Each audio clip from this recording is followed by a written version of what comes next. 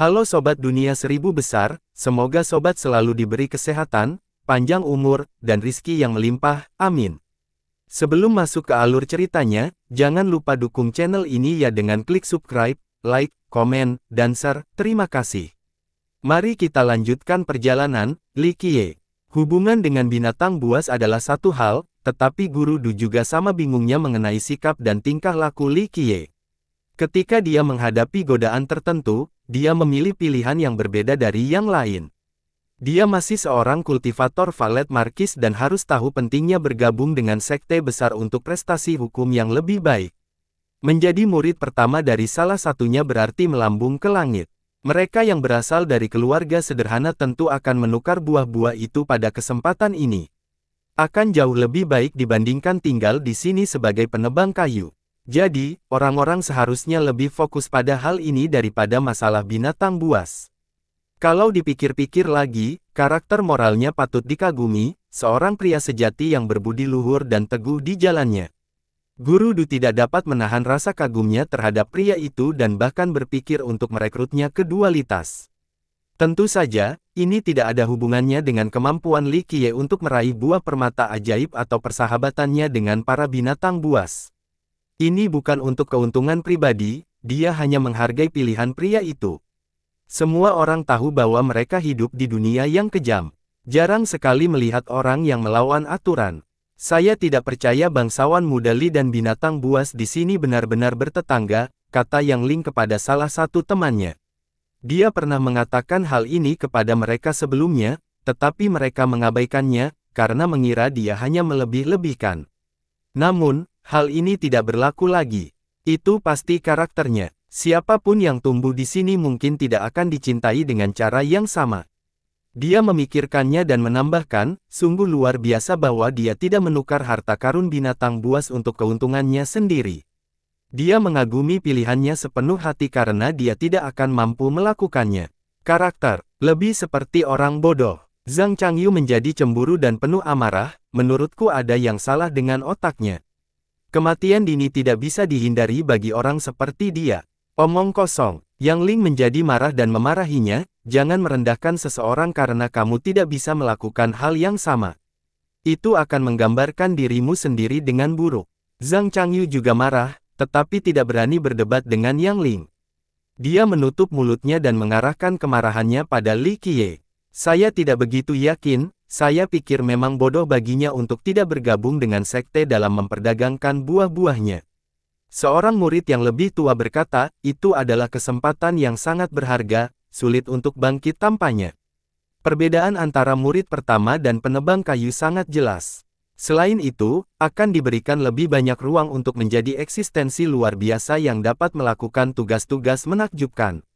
Itulah sebabnya, menurut pendapat saya, pilihannya bersifat sempit. Tidak harus. Guru menggelengkan kepalanya, hilangnya kesempatan untuk bergabung dengan sekte besar mungkin bukan suatu kerugian. Ada keberuntungan yang ditentukan oleh hal-hal yang tidak diketahui. Mungkin kesempatan yang lebih besar menantinya. Para siswa saling bertukar pandangan. Sebagian setuju sementara sebagian lainnya tidak merasakan hal yang sama. Yang terakhir menganggap bahwa keberuntungan ini terlalu tidak terwujud. Manfaat langsung seperti bergabung dengan sekte besar jauh lebih baik. Mungkin memang begitu, tetapi apa yang dia lakukan pada Zui Sueyun sudah terlambat. Itu jelas bencana yang mengancam, kata siswa lainnya. Tidak ada strategi sempurna yang mencakup semua hal. Kultivasi berarti membuang rasa takut akan kematian.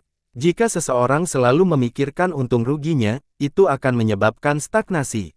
Mereka mungkin juga tetap menjadi manusia biasa. Guru Du memasang ekspresi bermartabat dan menjelaskan, di sisi lain, bangsawan muda Li tidak peduli dengan keuntungan atau takut pada musuh yang lebih kuat.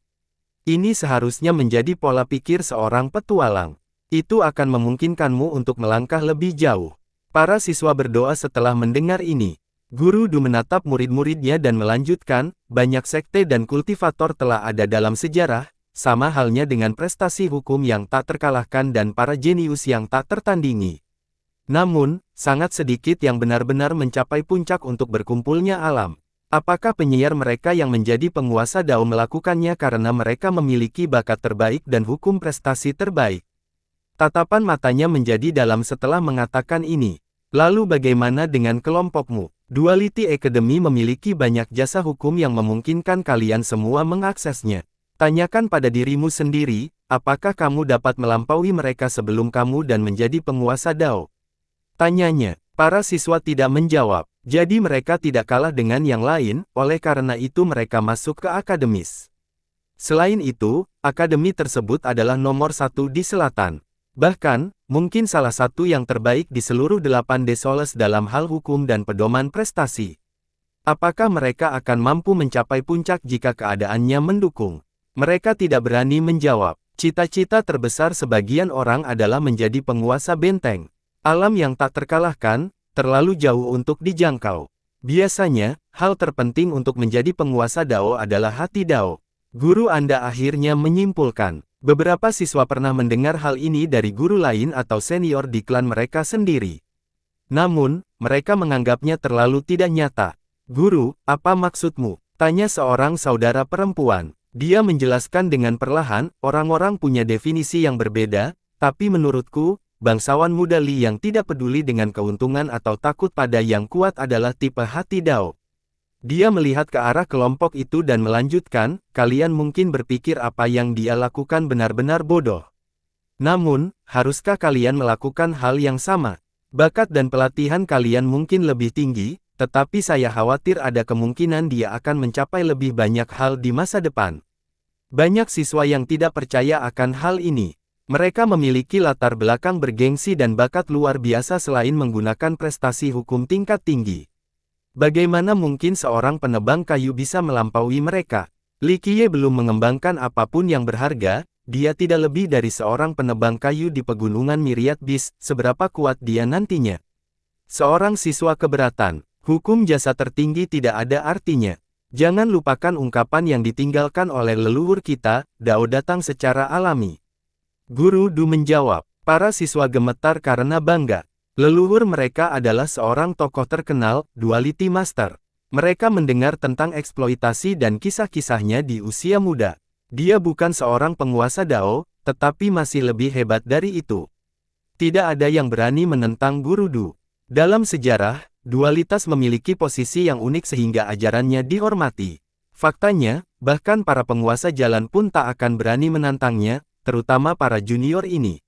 Ledakan. Sebuah ledakan keras yang menghancurkan kedamaian. Tanah bergetar hebat dan seberkas sinar melesat ke langit. Ada apa di sana? Para siswa menatap ke arah itu. Sinar itulah yang kita lihat malam itu, kan? Kata salah satu dari mereka. Sinar itu menyatukan pegunungan dan memberi tanda kepada para petani dan binatang. Banyak pakar dari negara-negara adidaya bergegas menuju pangkal balok tersebut. Itulah tujuan awal mereka sejak awal. Hanya begitu mereka sampai di sini, sinarnya tidak terlihat. Sekarang, kesempatan itu muncul kembali. Para petualang menunggangi angin ke depan, termasuk kelompok guru Du dan yang lain dari akademisi. Itu di sana. Mata guru Anda bertanya ke arah itu. Mereka mendongak dan melihat banyak sinar melesat menembus langit. Banjir petani juga menuju ke sana. Rekan Daois He, apakah kamu tahu apa yang ada di depan? Guru Du memperhatikan seseorang yang dikenalnya melintas di udara dan memulai percakapan.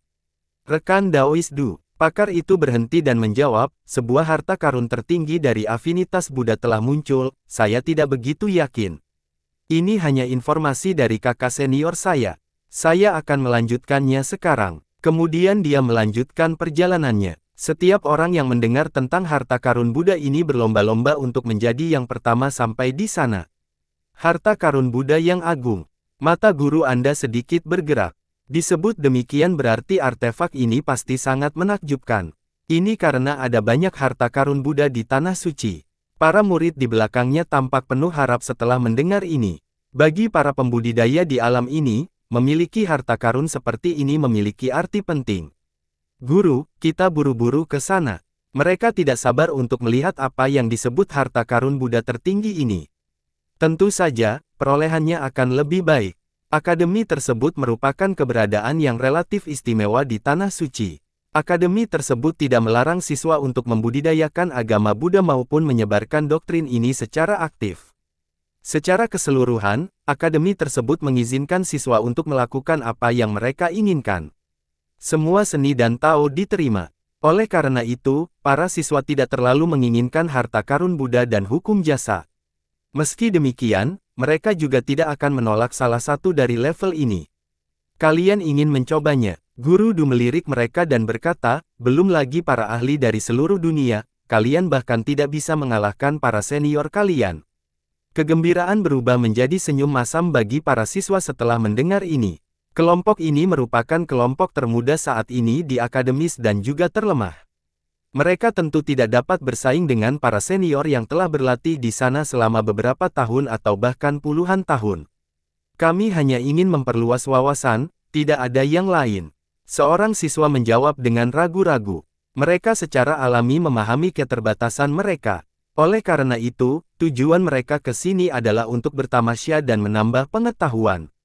Ikuti aku tepat di belakang dan jangan membuat masalah. Binatang buas memang hebat, tetapi manusia juga kejam. Jangan salahkan aku karena kamu tidak menanyakannya terlebih dahulu, kata Guru Du.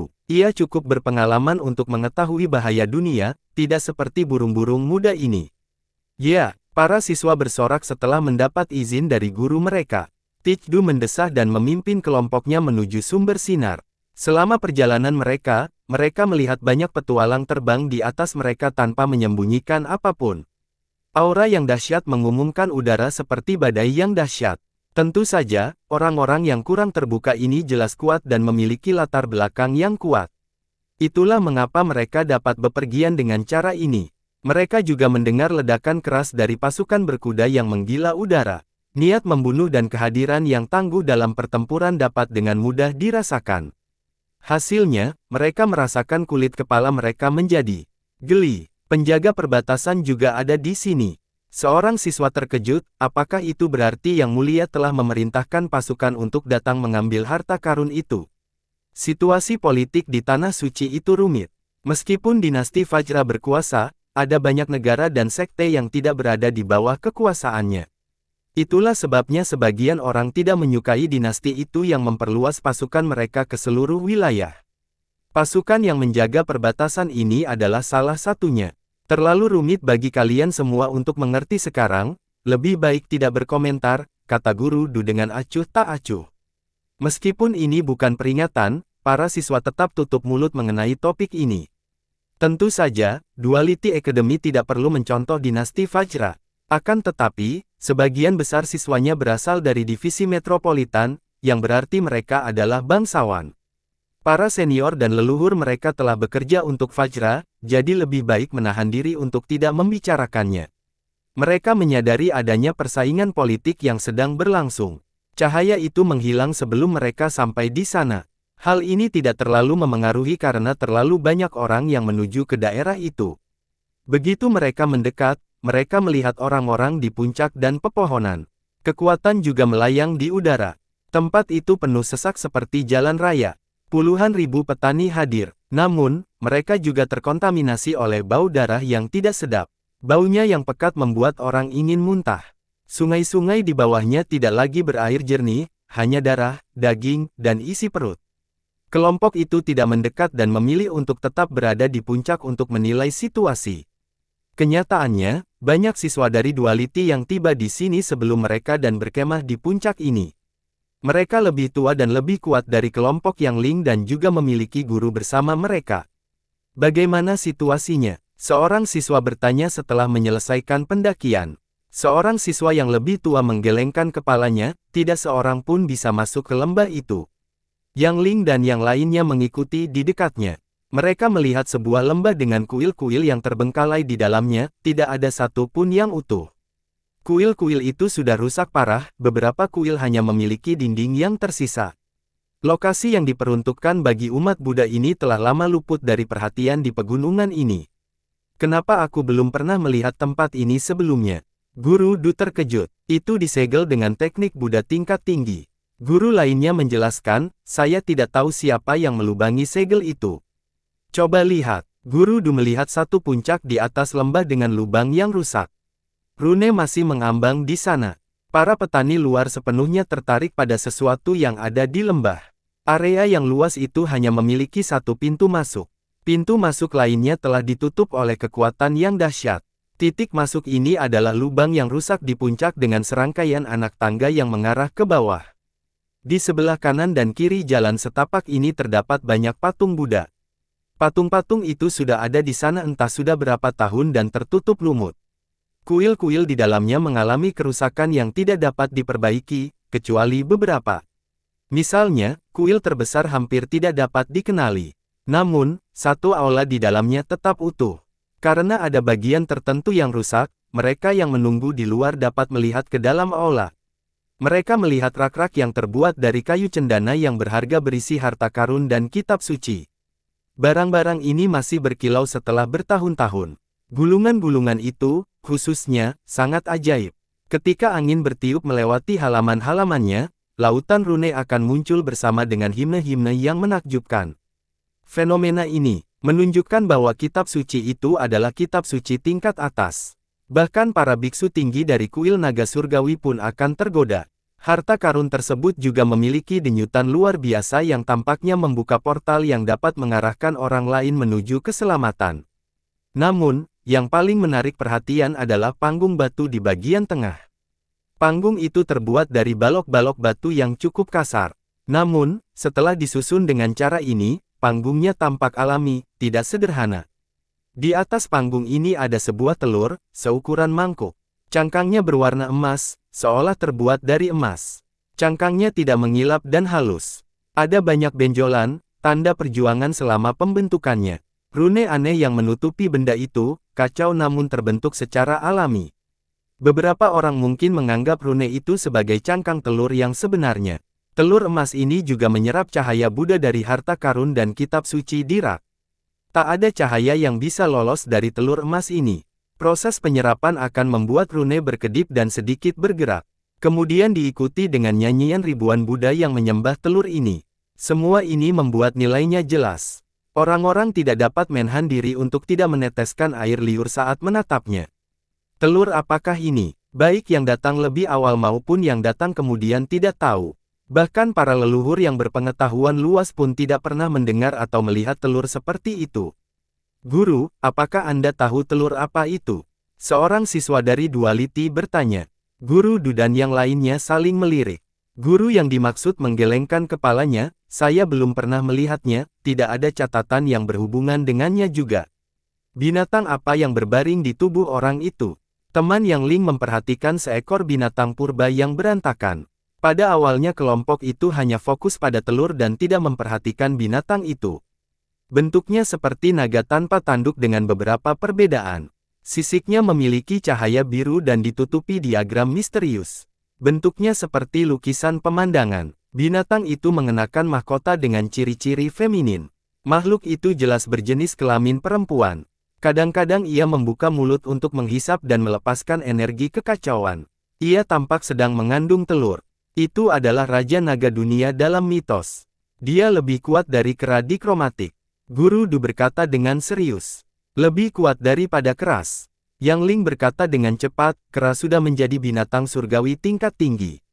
Itu adalah Raja Surga tingkat tinggi, karena itulah namanya. Guru lain berkata, surga tingkat tinggi bukanlah pangkat terkuat. Ada raja, kaisar, dan dewa. Para siswa menarik napas dalam-dalam setelah mengetahui hal ini. Kera tadi sudah cukup kuat. Makhluk naga ini bahkan lebih kuat. Jadi itu telur Raja Naga. Seorang siswa bertanya-tanya. Seorang guru yang lebih tua menatap telur itu dengan ragu sebelum menyimpulkan, tidak, saya cukup beruntung melihat telur Raja Naga Dunia saat saya masih muda. Telurnya tidak seperti telur ini. Telur ini pasti sesuatu yang lain.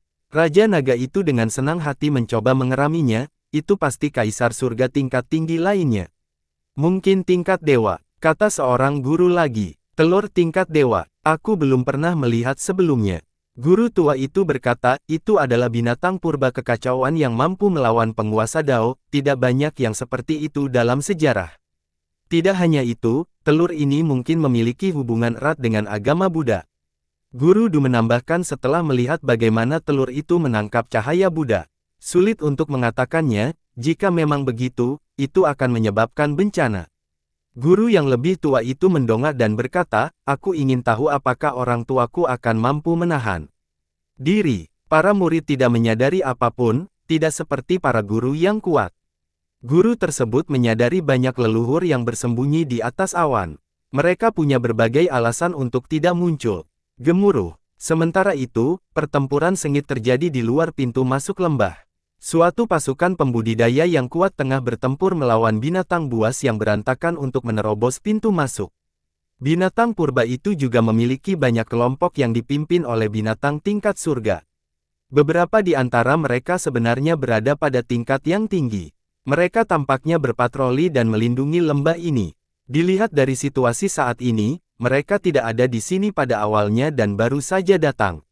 Para pembudidaya yang kuat saat ini sedang berjuang melawan makhluk-makhluk seperti singa. Banyak korban yang jatuh. Itu tentara perbatasan, kan?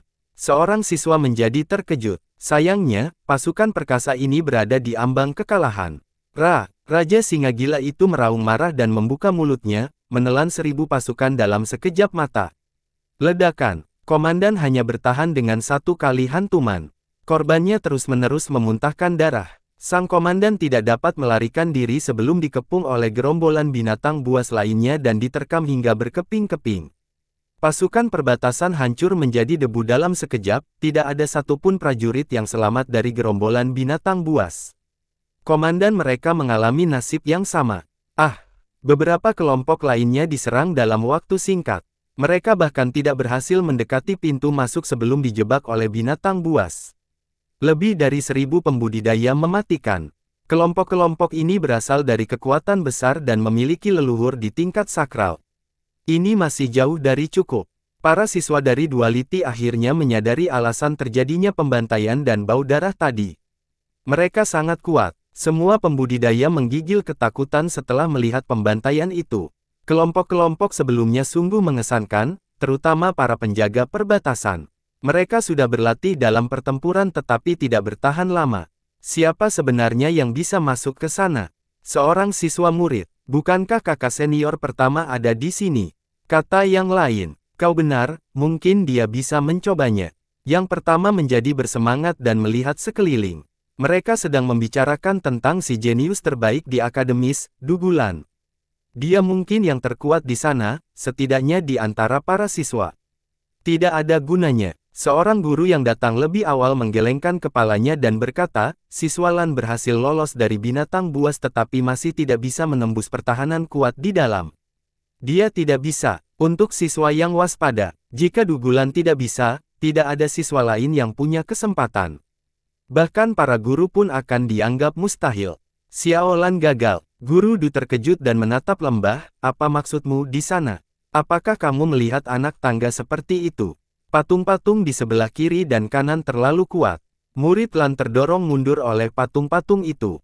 Guru itu menunjuk ke depan. Semua mata berbicara ke arah pintu masuk dengan anak tangga yang menuruni tebing. Banyak patung di sana yang ditutupi lumut. Sebelumnya, para siswa menganggap bahwa itu hanya hiasan belaka. Namun, kini tidak lagi demikian. Mungkin kepala sekolah bisa melakukannya. Seorang guru berkata, tidak ada orang lain selain mereka yang setingkat dengannya yang bisa mendapatkan telur dewa emas ini. Apakah kepala sekolah juga ada di sini? Beberapa siswa bertanya dengan cepat. Para guru saling memandang dan tidak menjawab. Namun, dilihat dari ekspresi mereka, para siswa mengira kepala sekolah mungkin benar-benar ada di sini. Mungkin kita akan cukup beruntung untuk melihat kesehatan kepala sekolah. Beberapa orang menjadi bersemangat. Kepala sekolah dualitas saat ini adalah penguasa suci 5 warna, salah satu dari 4 guru besar tanah suci Buddha. Ia menjadi penguasa surgawi di usia muda dan termasuk di antara para ahli top di selatan. Keterlibatannya di sini tentu saja akan mengejutkan seluruh wilayah. Jika waktunya cukup, para Grandmaster lain mungkin akan datang juga. Seorang guru menatap langit dan berkata dengan serius. Para siswa menarik napas dalam-dalam setelah mendengar ini. Keempat Grandmaster adalah 4 raksasa yang menjulang tinggi di sini. Sulit menemukan yang lain di level ini. Selain itu, mereka juga sulit ditemukan dan jarang muncul. Kehadiran mereka menandakan bahwa sesuatu yang besar sedang terjadi. Menurut guru tadi, tempat ini layak untuk datangi lebih dari satu. Rekan-rekan kantor, saatnya bekerja sama. Seorang lelaki tua tiba-tiba berkata, tidak seorang pun bisa masuk sendirian. Suaranya tidak terlalu keras, tetapi semua orang bisa mendengarnya. Mereka semua menatap ke arahnya. Ia mengenakan jubah resmi dan memiliki penampilan yang mengesankan. Ekspresinya garang dan berwibawa, ia lebih mirip seorang jenderal daripada pejabat istana. Pembela senior Sang dari Kementerian Perang, seorang jenderal di bawah Menteri Sima. Seorang ahli segera mengenalinya dan menjadi terkejut. Dia tidak datang sendirian dan memiliki kelompok gagah berani di belakangnya yang terdiri dari para ahli luar biasa dengan darah yang kuat. Tuan Sang adalah sosok brutal yang telah menghancurkan banyak masalah bagi Menteri Sima. Yang lain bergidik. Menteri Perang yang terkenal di Tanah Suci, dikenal karena tindakannya yang kejam dan tegas. Ia menghancurkan banyak rintangan bagi Vajra. Pasukan Vajraki menjadi lebih kuat dari sebelumnya. Dia berbakat dalam seni militer. Banyak kekuatan ingin bergabung dengannya untuk menciptakan sesuatu yang hebat. Sir Sang adalah salah satu jenderalnya. Ini berarti Kementerian Perang atau dinasti itu sendiri menginginkan telur emas ini. Kenyataannya, tidak ada yang memerintah selamanya. Ini adalah fakta yang diterima di Tanah Suci. Vajra berkuasa untuk saat ini, tetapi tidak selamanya. Telur emas ini memiliki ikatan yang dalam dengan agama Buddha. Telur ini dapat memperkuat otoritas dan demokrasi mereka, jadi sangat penting. Para senior dan tetua saling bertukar pandangan setelah mendengarnya. Beberapa kekuatan tidak cukup peduli untuk memberinya muka, tetapi ini tidak berlaku bagi keduanya yang berasal dari klan bangsawan. Mereka berasal dari dinasti, kurang lebih. Benar sekali, Tuan. Seorang lelaki tua yang mengenakan jubah bersulam berkata, binatang-binatang ini terlalu kuat. Kita tidak akan bisa menang tanpa bantuan seorang Grandmaster. Lebih baik bekerja sama. Markis dari Puncak Selatan. Mata berbicara padanya. Ia dianugerahi gelar bangsawan oleh istana beserta wilayah warisan, yang berarti bahwa putranya akan mewarisi gelar dan tanahnya. Ia adalah pejabat penting di daerah perbatasan. Ribuan ahli di belakangnya membuat kekuatannya tampak jelas. Kalau kita bisa telur ini, siapa yang akan memilikinya? Tanya seseorang. Semua orang menginginkan harta karun Buddha Agung ini untuk diri mereka sendiri. Bagaimana mereka akan membaginya? Telur ini milik orang-orang yang berbudi luhur. Sir Seng berkata, siapa di negeri ini yang lebih berbudi luhur daripada yang mulia?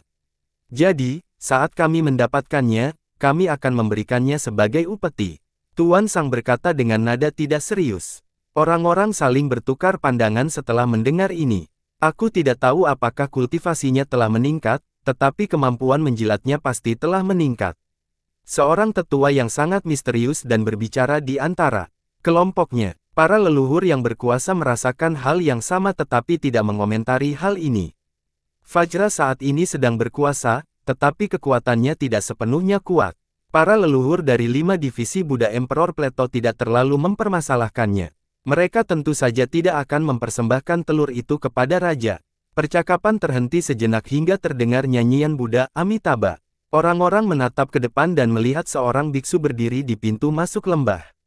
Kasayanya berlumuran minyak. Ekspresinya tidak berwibawa seperti seharusnya seorang pendeta. Anak Buddha jangkrik emas. Semua orang tahu siapa biksu ini, sang jenius dari kuil naga surgawi dan murid kesayangan biksu suci kebijaksanaan. Sayangnya, sifat rakusnya justru menutupi pengajaran dan pencapaiannya dalam ajaran Buddha. Semua orang di wilayah ini tahu tentang hal ini. Bagaimana kalau dia sampai di sana?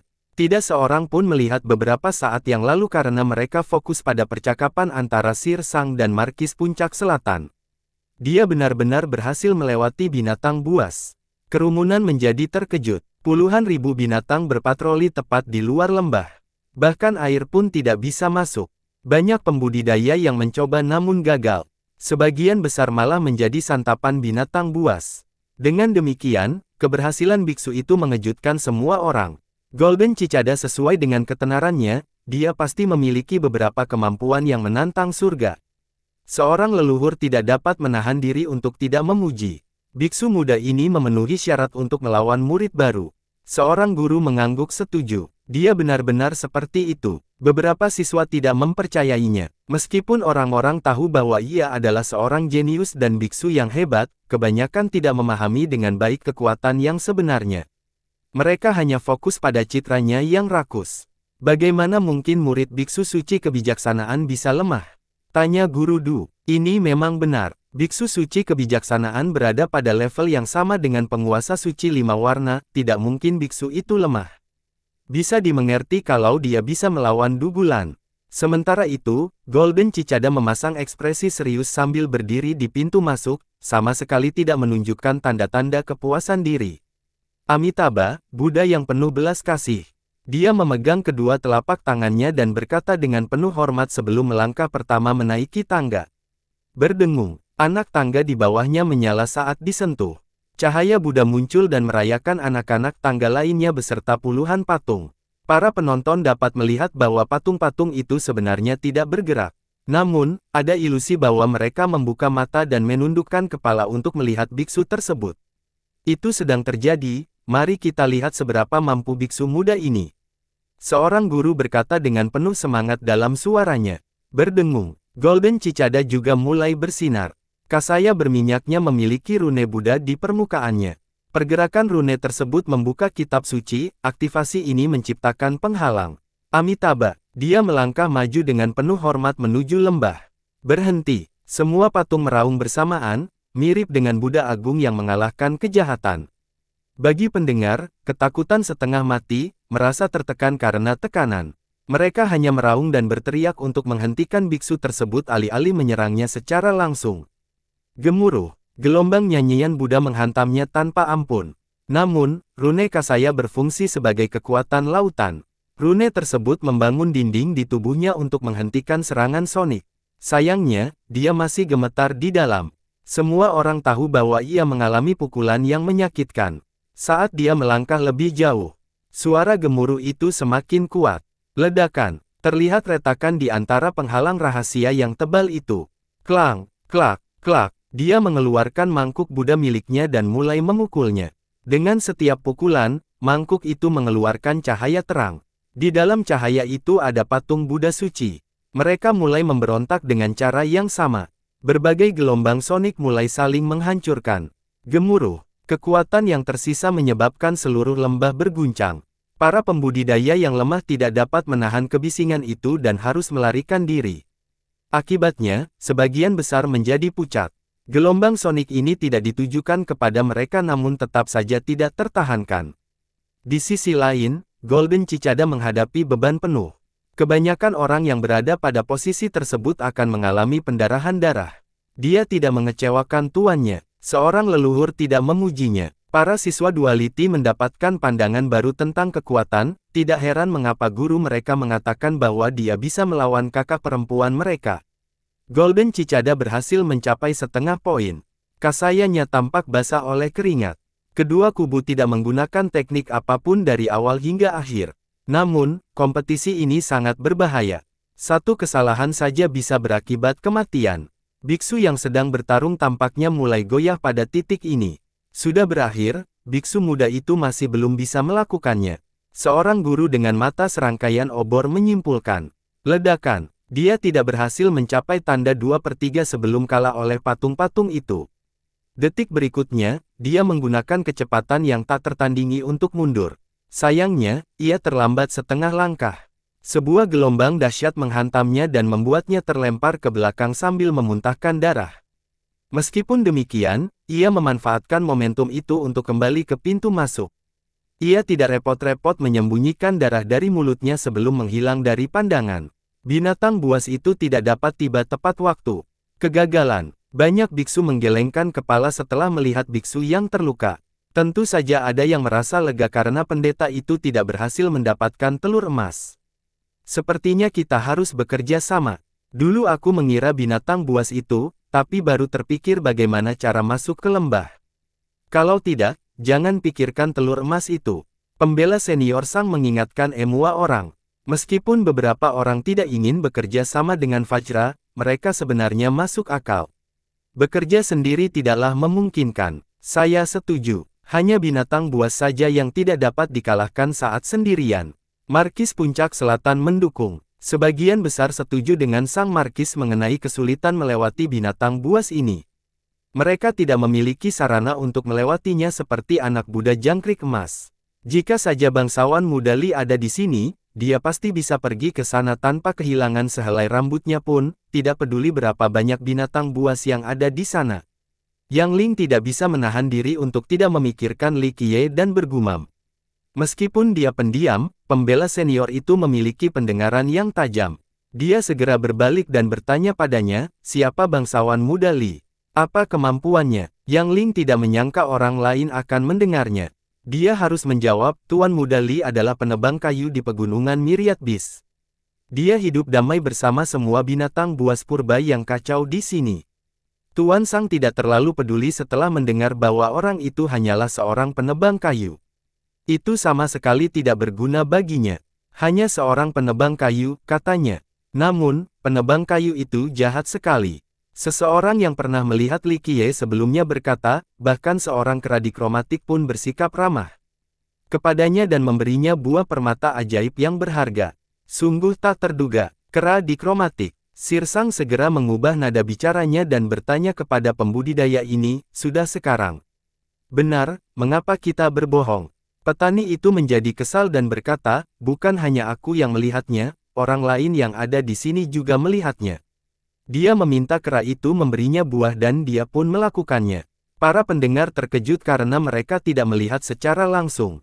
Kera dikromatik terkenal sebagai binatang buas di wilayah ini, tidak seorang pun dapat mendekati pohon permata ajaibnya. Itu adalah binatang purba kekacauan surga tingkat tinggi, tidak ada satupun yang bisa mengendalikannya. Baik Sir Sang maupun Markis tidak mempercayainya. Suku Nightwalker paling tahu hal ini. Orang yang tidak diragukan itu menoleh ke arah Nightwalker. Zui Sueyun dan para tetua hadir dan tidak suka menjadi pusat perhatian. Sueyun mengerutkan kening dan berbalik. Ini benar-benar memalukan dan dia tidak ingin mengungkitnya lagi. Penebang kayu itu bisa memerintahkan binatang buas ke sini. Tuan Sang langsung bertanya kepada para tetua. Sueyun pasti akan bertindak sesuka hatinya ketika orang bertanya itu bukan hal penting. Anak nakal itu memang aneh. Dia bisa hidup bersama dengan binatang buas, atau setidaknya kera dikromatik. Seorang tetua tidak ingin membuat Fajra marah. Inilah kejadian pengumuman tersebut sehingga Sir Sang dan Markis Puncak Selatan saling bertukar pandangan. Kenyataannya, hal ini tidak dapat dipungkiri karena banyak orang yang melihatnya dengan mata kepala sendiri dan meninggalkan kesan yang mendalam bagi mereka. Mungkin jika kita membiarkan Li Qiye datang ke sini, dia akan bisa berbicara dengan mereka dan memasuki lembah. Seorang ahli yang lebih ahli menyarankan. Memangnya kenapa? Tidak semudah itu karena bahkan anak Buddha jangkrik emas tidak dapat melewati anak tangga itu, apalagi menggunakan mesin penebang kayu. Sueyun akhirnya angkat bicara. Jangan terlalu yakin. Bangsawan muda Li tumbuh di sini dan mengetahui tempat ini seperti punggung tangannya, mungkin dia akan tahu jalan lain menuju lembah atau binatang buas akan menuntunnya ke dalam. Bukankah ada Raja Naga di dunia sana? Pasti ada jalan lain. Yang Ling membela Li Qiye. Tetap saja hanya seorang penebang kayu.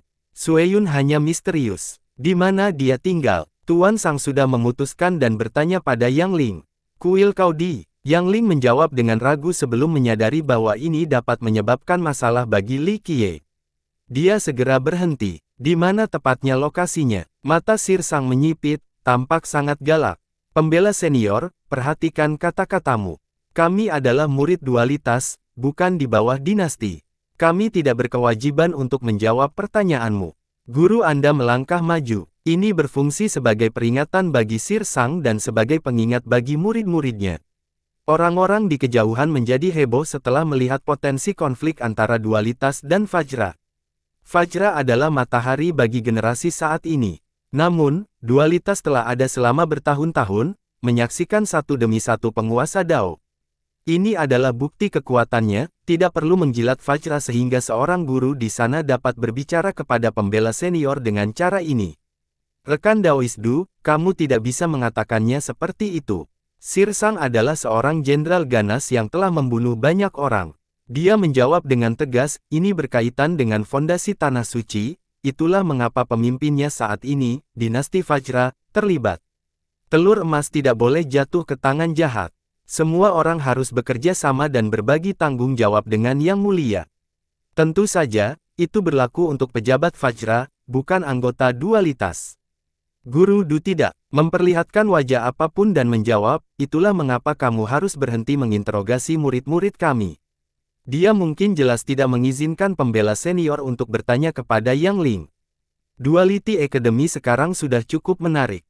Komentar seorang penonton. Banyak kekuatan yang tidak berada di bawah kesadaran Vajra, tetapi mereka tetap memberikan sedikit wajah, setidaknya di permukaan. Dualitas bukanlah salah satunya. Jangan lupa bagaimana dualitas dibangun. Seorang pakar yang lebih tua berkata, guru dualitas yang mendirikan akademi saat itu sebenarnya memengaruhi fondasi Tanah Suci Buddha. Akademi itu tidak ada apa-apanya di masa lalu, tetapi masih mempertahankan sikap pantang menyerah. Ini bukan sesuatu yang baru. Semuanya milik raja, beraninya kau tidak mendengarkan. Tatapan mata Tuan Sang berubah dingin. Dia adalah bagian dari Kementerian Perang, jadi pendiriannya secara alami berada di pihak dinasti. Dia juga percaya bahwa Tanah Suci Buddha adalah milik Vajra. Pembela senior, saya tidak setuju. Seorang gurumu segera berteriak balik, apakah kamu lupa tentang Gunung Suci? Tanah Suci dipimpin oleh Gunung Suci dan yang tertinggi. Raja tidak memiliki segalanya. Ekspresi wajah Sir Sang berubah, menyadari bahwa dia telah salah bicara. Vajra saat ini memegang kendali, tetapi itu hanya karena Gunung Suci tidak ingin secara langsung menguasai Tanah Suci. Penguasa sejati wilayah ini adalah Gunung Suci dan penguasa tertingginya. Meskipun yang terakhir tidak muncul dalam waktu yang lama, dia masih merupakan puncak eksistensi di sini. Yang terkuat di selatan bukanlah 4 Grandmaster, melainkan 2 Supreme. Salah satunya adalah Master dari Secret Mountain. Tanah Suci dimulai dengan Gunung Suci. Sumber ajaran Buddha juga ada di sana. Vajra hanyalah semacam manajer. Tuan Sang telah melampaui batas dengan komentar sebelumnya. Markis Puncak Selatan mencoba situasi menengah, fokuslah pada masalah yang sedang dihadapi saat ini, yaitu bagaimana memperoleh telur emas dengan bekerja sama. Jika ada yang punya ide bagus, silakan sampaikan. Misalnya, penebangan kayu yang disebutkan sebelumnya mungkin salah satunya. Tidak ada orang lain yang mengemukakan masalah itu lagi setelah perbedaan pendapat ini. Siapa yang pertama kali mengerti Jalan Agung? Tidak ada orang lain selain aku. Tiba-tiba, sebuah ode terdengar dari kejauhan. Syair itu menarik perhatian semua orang. Mereka melihat seorang pemuda berjalan mendekat. Ia berpakaian sederhana tanpa hiasan apapun. Seorang penebang kayu tergantung di pinggangnya, dengan tongkat di pundaknya. Ia memiliki ekspresi yang alami dan bebas saat menyanyikan lagu yang aneh. Tuan Muda Li, ke sini. Yang Ling memanggilnya. Li Qiye berhenti dan menatapnya, ada apa? Tidak apa-apa, tempat ini sangat ramai dengan semua orang berkumpul. Kamu harus ikut dengan kami. Dia mengedipkan matanya dengan niat baik. Dia mengira Tuan Sang mungkin sedang merencanakan sesuatu, ingin memanfaatkan Li Qiye. Jadi, jika dia bersama akademisi, setidaknya Tuan Sang tidak akan berani melakukan apapun yang diinginkannya. Apa maksud Li Qiye? Tuan Sang tidak terkesan dengan Li Qiye karena dia benar-benar tampak seperti penebang kayu biasa. Seorang petualang di alam valet Markis tidak berarti apa-apa di matanya. Markis dan yang lainnya juga menatap Li Qiye. Mereka merasa sulit untuk percaya bahwa penebang kayu ini dapat hidup berdampingan secara damai dengan binatang buas primitif yang kacau di sini. Ya, orang lain memberitahu Tuan Sang, dia benar-benar mendapatkan beberapa buah permata ajaib dari kera itu. Bahkan seorang biksu tingkat tinggi dari kuil naga surgawi dan Nightwalker tidak dapat melakukannya, tetapi dia tidak punya masalah. Dia kemudian menceritakan secara singkat apa yang terjadi selama peristiwa itu. Itu benar-benar keajaiban. Baik pembela senior maupun Sang Markis tetap skeptis. Tuan, itu benar sekali, ribuan orang melihatnya. Bahkan mereka dari suku Nightwalker pun mengalaminya. Sang petualang bersumpah. Sedangkan untuk Duality, para siswa yang tidak hadir menjadi sangat penasaran. Mereka mempercayainya karena kelompok yang Ling tidak punya alasan untuk berbohong. Sayangnya, Li Qiye tampaknya tidak melihat yang Ling mengedipkan mata berulang kali. Dia menggelengkan kepalanya dan tersenyum, kalau tidak ada apa-apa, aku perlu membawa kayu bakar pulang, tidak bisa ditunda. Yang Ling menghentakkan kakinya dengan kesal di tanah karena Li Qiye tidak menyadari bahaya yang mendekat. Dia berkata dengan nada mendesak, datang saja ke sini, saya akan menjelaskannya nanti. Tidak perlu, mengumpulkan kayu lebih penting.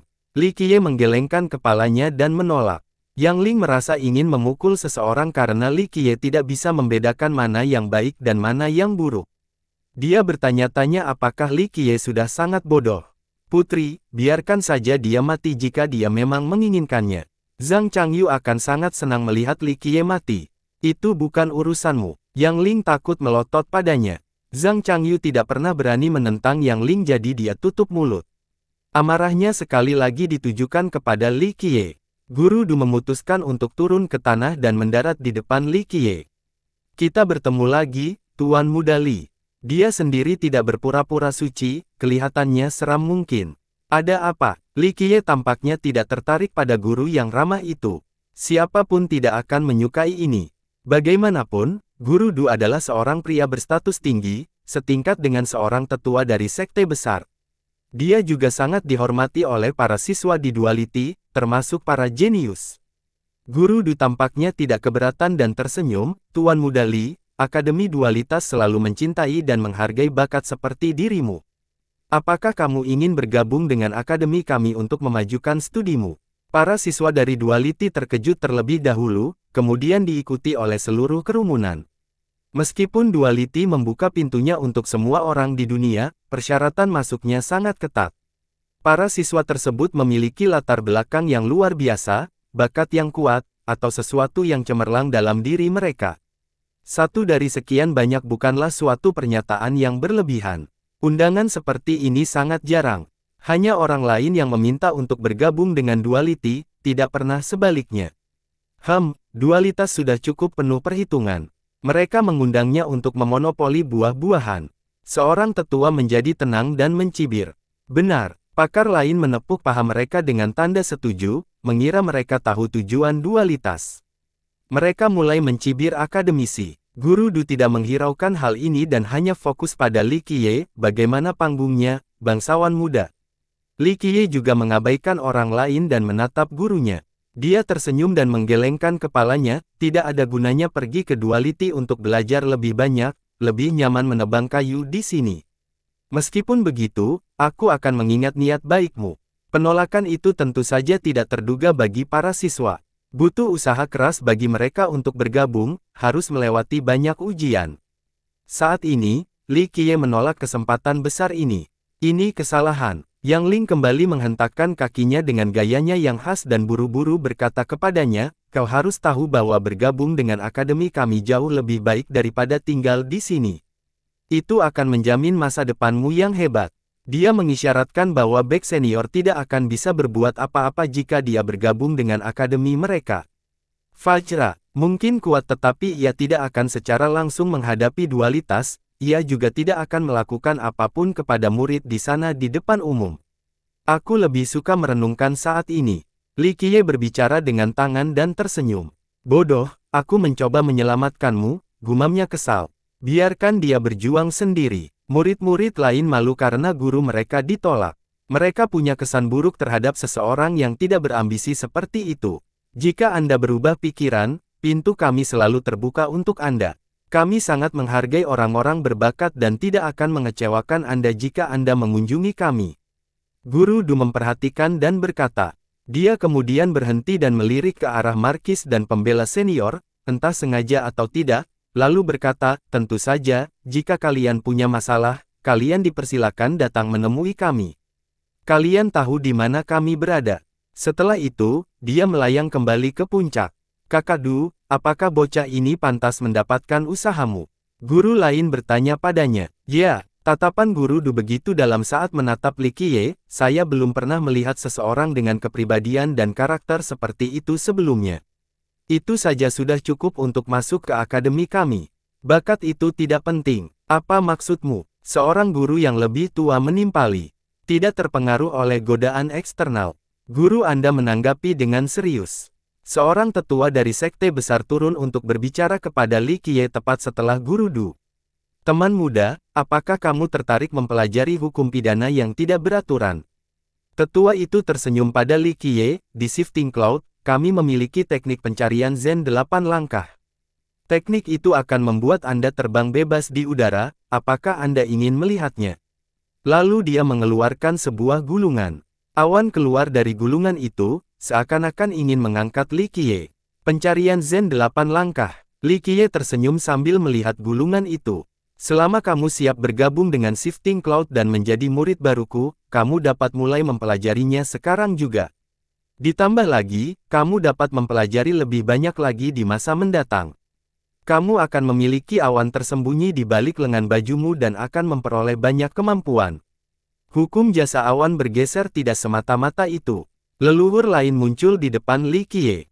Dia mengeluarkan sebotol harta karun dan membukanya. Botol itu tampaknya mampu menelan langit dan bumi.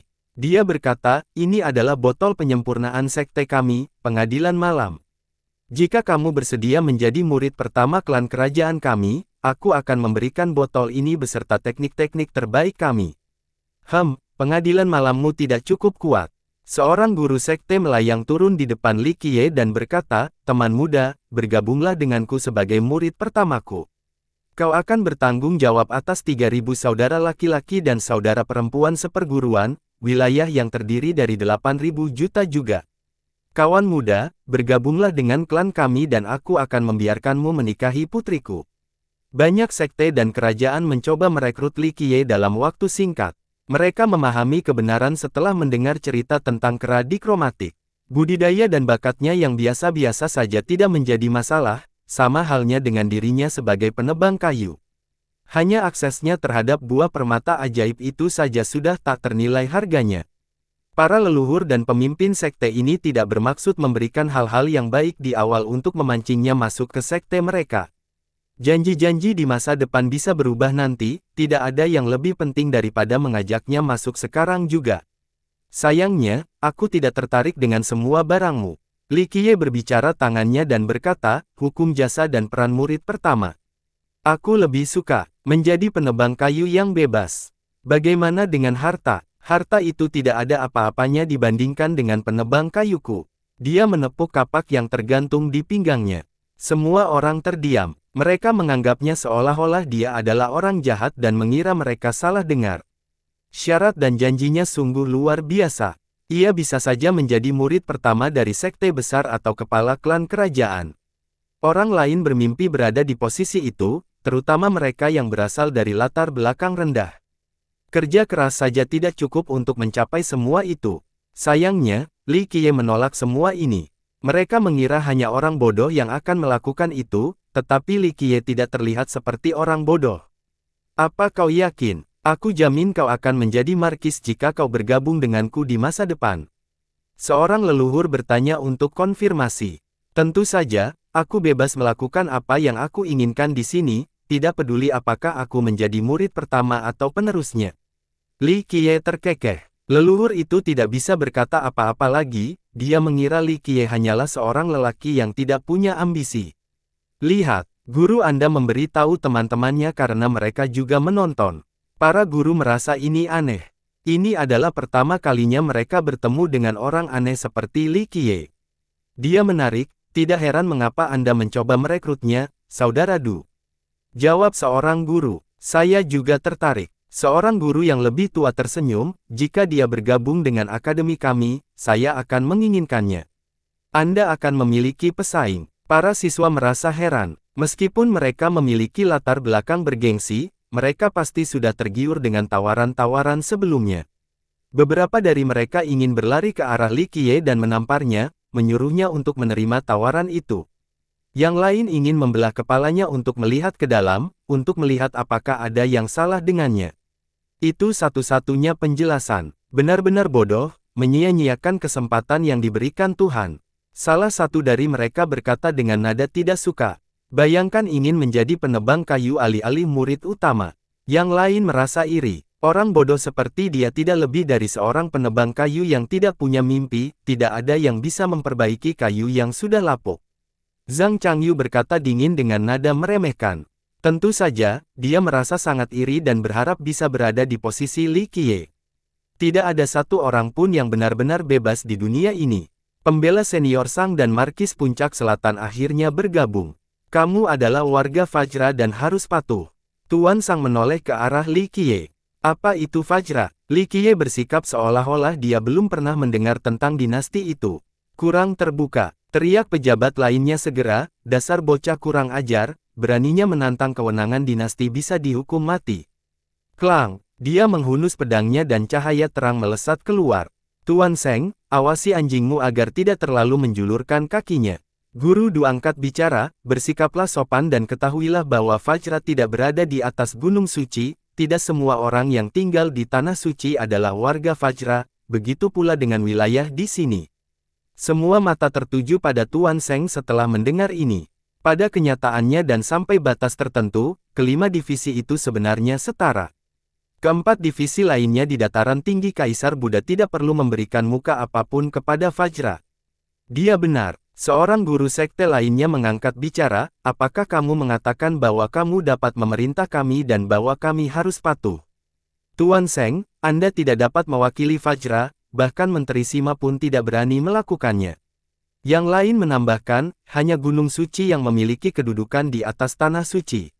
Buddha. Perkataan ceroboh dari pembela senior segera ditanggapi dengan sanggahan dari sekte dan kerajaan yang tidak puas. Tentu saja, mereka punya alasan untuk berbicara sekarang. Dalam beberapa generasi terakhir, Fajra telah tumbuh lebih kuat dan lebih makmur selain memperluas otoritasnya. Dalam beberapa tahun terakhir, Fajra melakukan ekspedisi dan menyatukan banyak sekte. Hal ini menyebabkan banyak perang dan serangan balasan. Keempat divisi lainnya tentu saja tidak menyukai ini karena Fajra hampir melanggar kepentingan mereka. Terlebih lagi, dinasti itu hanya bertindak sebagai pengganti Gunung Suci untuk mengurus administrasi. Dinasti itu tidak memenuhi syarat untuk menyatukan tanah suci. Meskipun demikian, ambisinya untuk melampaui batasnya sejelas siang hari. Tuan Sang menghabiskan seluruh hidupnya bekerja untuk Fajra. Di dalamnya, Fajra adalah penguasa tanah suci Buddha. Dia lebih cerdas daripada benar-benar mengungkapkan pikiran ini karena akan mengakibatkan serangan dari semua sisi. Tidak ada murid dari Gunung Suci yang muncul untuk sementara waktu, begitu pula dengan penerus dan yang tertinggi, tidak ada yang tahu apakah yang tertinggi masih ada. Meskipun demikian, Gunung Suci masih menjadi penguasa wilayah tersebut. Reputasi dan prestisenya tidak berkurang sedikit pun. Bagaimanapun, yang tertinggi di sana adalah makhluk yang sebanding dengan penguasa Dao. Keempat divisi tidak akan pernah sepakat agar Fajra menggantikan Gunung Suci. Namun, kata-kata Sir Sang menyiratkan demikian, sehingga langsung menimbulkan reaksi keras. Belum lagi seorang pembela senior seperti dia, bahkan Raja Fajra saat ini tidak akan bisa mengucapkan kalimat pengkhianatan ini terhadap Gunung Suci. Seluruh wilayah akan menentang mereka. Selama jutaan tahun, kekuatan yang memerintah membutuhkan izin dari Gunung Suci. Dalam kasus khusus ini, Fajra. Oleh karena itu, ia mencoba menggigit tangan yang sedang makan. Ah, Tuan Sang tidak bermaksud seperti itu. Dia hanya ingin teman kecil kita berkontribusi, itu saja. Markis Puncak Selatan tidak punya pilihan selain menengah lagi. Dia tahu harus melangkah hati-hati agar tidak membuat mereka mempermalukan semua orang di sini. Sungguh memalukan bahwa dia berada di perahu yang sama dengan Bek senior ini. Di dalam hatinya, dia mengutuk orang itu karena menjadi idiot. Ekspresi Tuan Sang tidak enak dipandang. Dia tidak bisa mengatakan apa-apa sekarang dalam situasi yang tidak menguntungkan ini. Bahkan, jika ini meningkat, Fajra akan menjadi orang pertama yang melenyapkannya. Sementara itu, Li Qiye memasang ekspresi santai, tampaknya menikmati perkembangan tersebut. Akhirnya, Sir Sang terkejut dan berkata kepadanya, saya adalah pembela senior Fajra. Hari ini, saya ingin meminta Anda untuk berkontribusi pada dinasti. Sebelumnya, dia bersikap seolah-olah Li Qiye melakukan sesuatu yang dapat dihukum karena tidak mengikuti perintahnya. Sekarang, nadanya tiba-tiba berubah menjadi lebih lembut. Dinasti Fajra ini atau apapun itu tidak ada hubungannya denganku. Jawab Li Qiye. Kau, pembela senior itu telah memimpin 100.000 pasukan sebelumnya di medan perang. Orang-orang gemetar setelah mendengar namanya. Belum lagi seorang penebang kayu yang rendah hati, bahkan para ahli papan atas akan menutup mulut di hadapannya. Sekarang, yang pertama sebenarnya juga menghina dinasti. Biasanya, dia akan membunuh pelakunya, tetapi situasi saat ini tidak mengizinkannya. Setiap sekte yang hadir ingin merekrut Li Qiye. Hal ini terutama berlaku untuk Akademi Dualitas. Sayangnya, dia tidak punya apa-apa untuk menahan Li Qiye. Orang itu bukan dari matahari kuno dan dia juga bukan pejabat Fajra. Teman muda, Markis menimpali sambil tersenyum, Tuan Sang tidak punya niat buruk terhadapmu. Dia hanya ingin memberi kesempatan untuk menjadi dirimu sendiri. Jika Anda tertarik, kami dapat merekomendasikan Anda untuk menduduki jabatan di istana, setidaknya di peringkat kelima. Ini cukup untuk memerintah wilayah dengan banyak harta dan keindahan. Jika kau tak punya kentut lagi, jangan buang-buang waktuku lagi. Aku sangat sibuk dengan kayu yang belum selesai dipotong, kata Li Qiye. Bodoh. Tuan Sang gemetar karena marah beberapa saat sebelum akhirnya berkata. Para ahli sekte lainnya tertawa. Mereka merasa cukup senang melihat pembela senior tidak dapat melakukan apapun terhadap Li Qiye setelah tindakan sombongnya sebelumnya. Anak nakal itu sangat lucu. Bahkan guru-guru dari Duality pun ikut menghibur.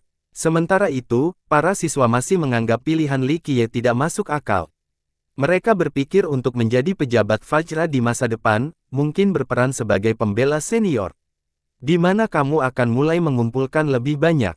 Markis tetap ramah dan bertanya, ingin lebih dekat dengan Li Qiye. Di sana, Li Qiye menunjuk ke arah lembah dan tersenyum, ada pohon-pohon tua yang sudah tumbuh cukup besar, sudah saatnya untuk menebangnya.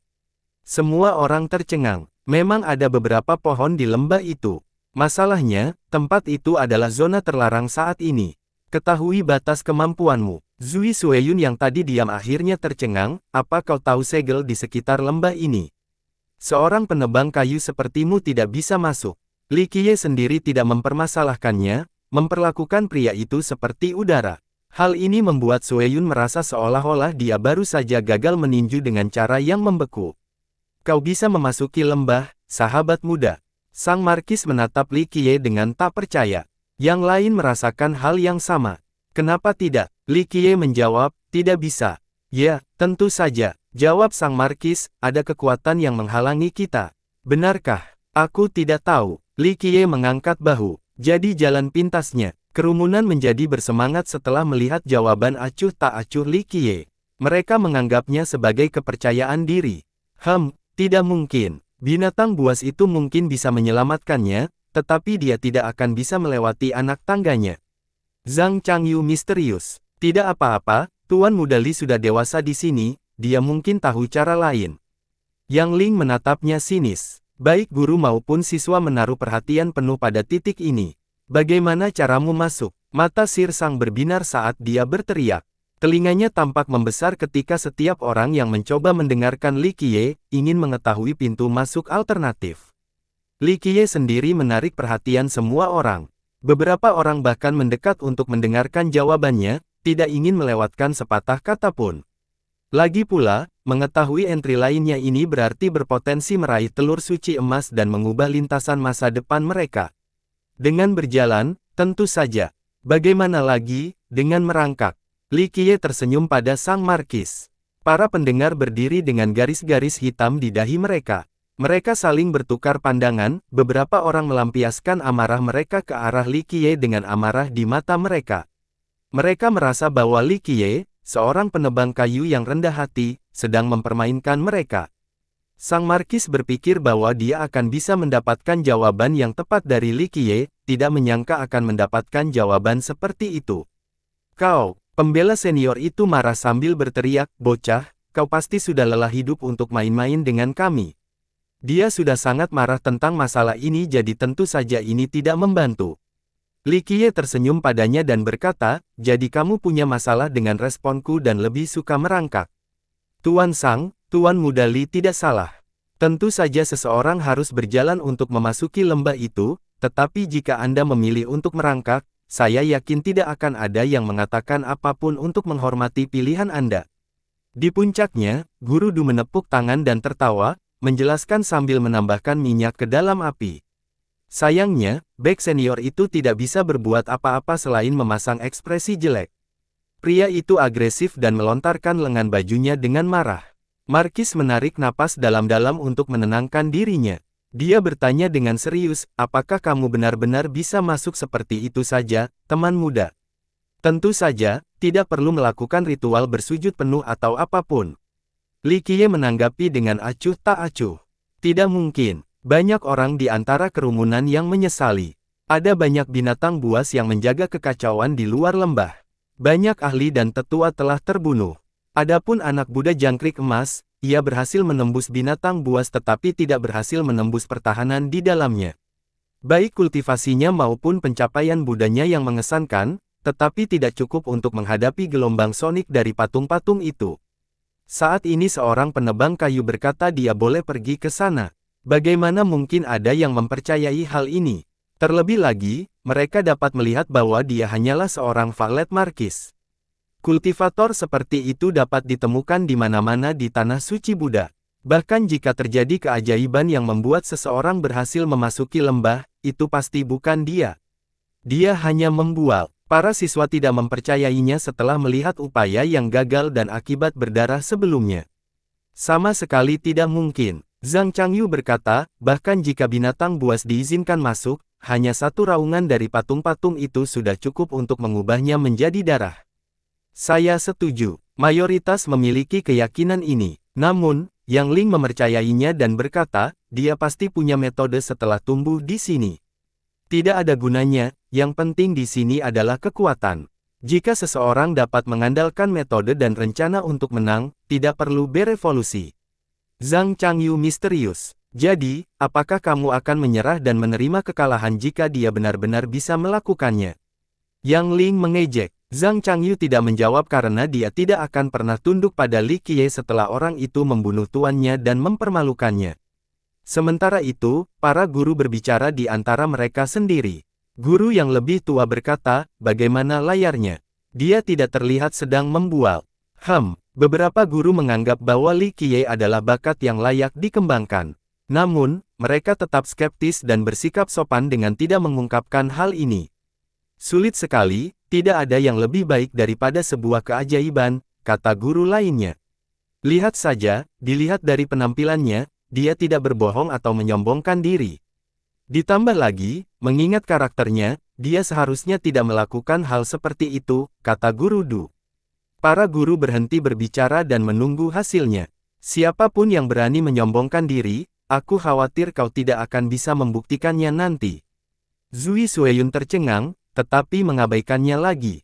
Dia menggertakkan giginya dengan marah. Para ahli lainnya juga tidak menyangka Li Qiye dapat melakukannya. Bahkan para leluhur pun tidak memiliki solusi untuk masalah ini. Kau benar-benar bisa masuk. Apa yang akan kau lakukan sekarang juga? Sang Markis mulai kehilangan kesabarannya. Kedengarannya kau ingin bertaruh denganku, kata Li Qiye. Aku akan melakukannya, apa yang akan kau pertaruhkan? Sang Markis ragu sejenak sebelum mengambil keputusan. Bukankah kau lebih menarik daripada orang bodoh di sebelahmu? Li Qiye terkekeh. Bocah, kau mau mati. Sir Sang mencengkeram gagang, pedangnya dan meraung. Li Qiye telah menghinanya beberapa kali tadi, menguji kesabarannya. Dia ingin menebas orang itu. Markis buru-buru menghentikannya dan tertawa, Tuan Sang adalah seorang jenderal yang sudah terbiasa di medan perang. Dia memiliki kepribadian yang lugas dan tidak menahan diri, mohon maafkan dia. Markis itu licin dan licin, tahu betapa menyenangkannya orang. Dia menangkap kesempatan itu dan berkata, baiklah, mari kita bersenang-senang. Jangan khawatir, aku tidak akan menyulitkanmu jika kamu tidak bisa masuk, aku hanya butuh 1 atau 2 bantuan. Tapi jika berhasil, aku akan memberinya 1 juta batu. Tidak tertarik dengan itu. Li Qiye tersenyum padanya, kamu hanya perlu menggonggong seperti anjing pekingese setelah aku menang. Itu bukan pilihan yang buruk untuk mengingat kepribadianmu. Hei, ekspresi Sang Markis berubah. Ia lebih baik kehilangan batu-batu itu daripada menggonggong seperti anjing. Lupakan saja jika kau tidak mau. Ucap Li Qiye. Tidak, aku akan menggonggong jika kamu diizinkan masuk. Sang Markis merasa persahabatan Li Qiye dengan binatang berharganya dan akhirnya setuju. Tidak buruk, Li Qiye mengangguk, berpikir bahwa Markis ini cukup fleksibel untuk meraih kesuksesan. Dan Tuan ini, apakah Anda juga ingin bertaruh? Li Qiye tersenyum pada Tuan Sang. Yang terakhir misterius dan menundukkan kepalanya, tidak memperhatikan Li Qiye. Bagaimana kabarnya? Oh, jangan lupa apa yang kukatakan terakhir kali. Li Qiye melirik Zui Sueyun. Pemuda itu memerah dan berkerut, tidak ingin bertaruh melawan Li Qiye. Kekalahan terakhir sudah cukup memalukan. Ada orang lain. Li Qiye menoleh ke arah kerumunan. Mereka saling berpadangan. Laki-laki berstatus seperti mereka tentu tidak ingin menggonggong seperti anjing. Sepertinya kalian semua tidak bisa menikahi bocah secantik ini. Li Qiye menepuk bahu Markis. Markis menjadi beku. Dia sudah cukup tua namun Li Qiye memanggilnya, anak cantik. Bersambung.